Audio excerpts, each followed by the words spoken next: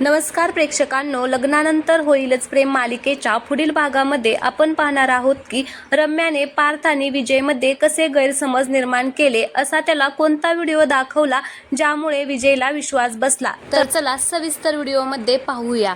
विजयने ज्यावेळेस रम्याला सांगितलं की मी तुझ्याशी लग्न करणार नाही आणि काव्याने पाठवलेल्या रेकॉर्डिंग बद्दल सुद्धा सांगितलं, त्यावेळेस रम्याला काव्य आणि पार्थचा खूपच राग आलेला असतो। मग ती वसवात त्याला म्हणत असते की आई तू आता बघच मी त्या पार्थ आणि काव्याला कसा धडा शिकवते ते। नाही विजयच्या समोर दोघांची इमेज खराब केली तर नावाची रम्या शितोळे नाही। मग वसवात्या म्हणत असते की आता काय करणार आहे बाई तू, आता तरी जरा शांत बस, हातचा चांगला मुलगा तू घालवलेला आहे। त्यावेळेस रम्या म्हणत असते की नाही आई, आता मी शांत बसणार नाही। काव्य आणि पार्थने जसा डाव रचलाय ना तसाच आता मी उलट त्यांच्यावरती डाव रचणार आहे। ते आता खूप खुश होतील की विजय येईल आणि आमचं लग्न मोडेल, पण मी असं होऊ देणार नाही।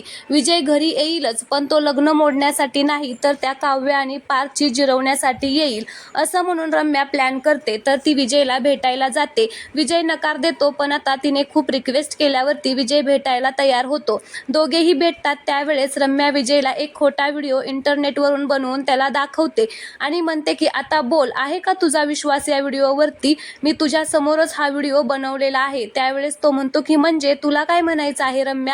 तर रम्या म्हणत असते की अरे त्या काव्य आणि पार्थने माझ्या विरोधात डाव रचलेला आहे। काव्याने जे तुला रेकॉर्डिंग दाखवलेलं आहे ते मी बोललेलेच नाहीये, ते त्यांनी इंटरनेटवरून बनवलेलं आहे। आजकाल काहीही बनवता येतं, हे मी तुला सांगायला तू एवढा पण धम्म नाहीये।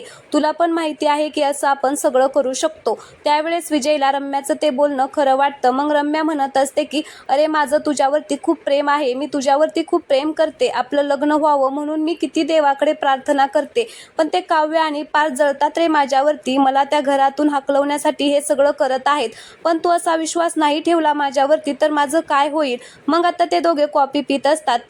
तर रम्या विजय बरोबर खूप गोड गोड बोलण्याचं नाटक करत असते, विजयला तिच्या बोलण्यामध्ये अडकवत असते। विजय मात्र विश्वास ठेवतो आणि तो सुद्धा आता रम्या बरोबर चांगलं बोलायला लागलेला असतो। आता तो म्हणत असतो की आता त्या काव्य आणि पार्थला मी धडा शिकवणार, आता तू बघच मी काय करतो ते, असं म्हणून तो आता घरी जाणार आहे आणि मग जोरदार आता विजय आणि पार्थमध्ये भांडण होणार आहे, जे आपण पाहिलेलंच आहे। धन्यवाद।